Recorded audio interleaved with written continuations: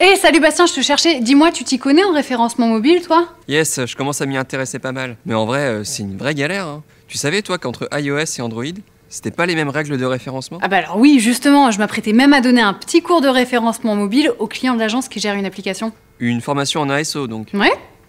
Tu veux m'aider à réviser? Ah ouais, carrément. Si ça consiste juste à m'asseoir et à prendre des notes, tu sais, moi je suis toujours partant. Ok, bon bah alors parfait, installe-toi et désactive bien toutes tes notifs. Je t'explique tout de suite comment référencer une application mobile. Allez, générique!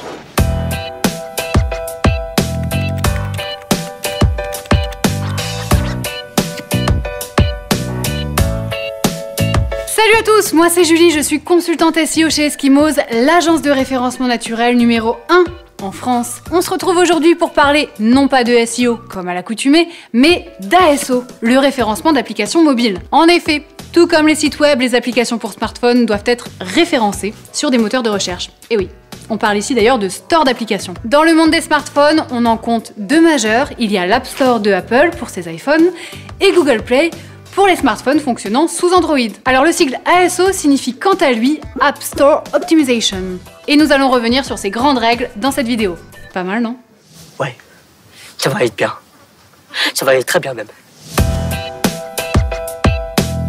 Pour bien comprendre les logiques de référencement ASO, il est nécessaire de connaître les deux plateformes de référencement mobile. Il y a l'App Store d'iOS et Google Play d'Android. L'App Store est historiquement le tout premier marché d'applications mobiles sur Internet. Il apparaît au lancement de l'iPhone 3G en 2008. Ouais, 12 ans déjà.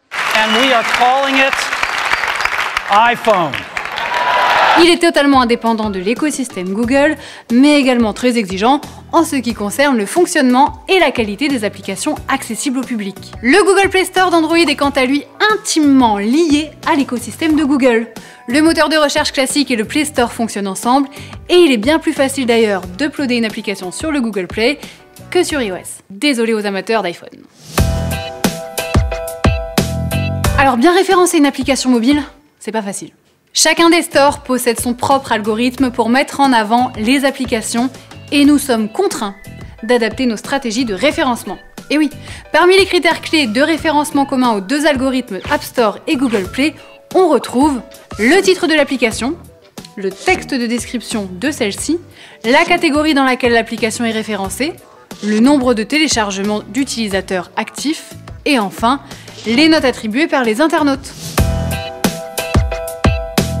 L'App Store d'iOS possède ses propres critères de référencement. Pour optimiser la visibilité et les installations d'une application mobile sur iPhone, voici les critères à respecter. Attention, on se concentre. Le titre de l'application ne doit pas dépasser les 30 caractères.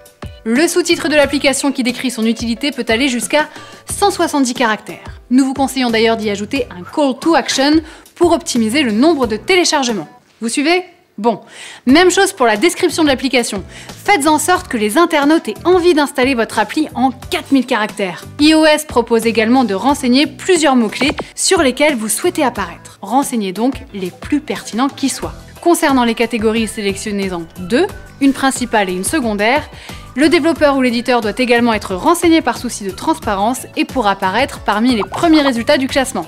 Et enfin, last but not least, proposez des visuels, des screenshots ainsi que des vidéos pour inciter les utilisateurs à télécharger votre application. On continue. Concernant le Google Play Store, on remarque que les consignes de référencement ASO sont très proches des guidelines SEO. Voici les critères à respecter. Le titre de l'application ne doit pas dépasser les 50 caractères. La description courte de l'application qui décrit son utilité peut aller jusqu'à 80 caractères. Nous vous conseillons d'employer ici des emojis pour attirer l'œil de l'internaute.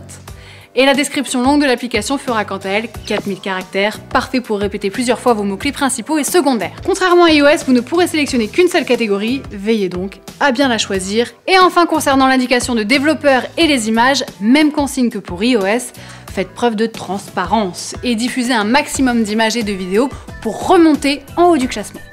Do you want to develop an app? No thanks, Glooty. Hey, what's up, Glooty? Et bien voilà, c'est déjà fini. Alors j'espère que cette petite vidéo consacrée au référencement sur les stores d'applications vous aura plu. N'hésitez pas à nous contacter si vous avez des chantiers ASO à mener ou si vous souhaitez lancer une nouvelle application.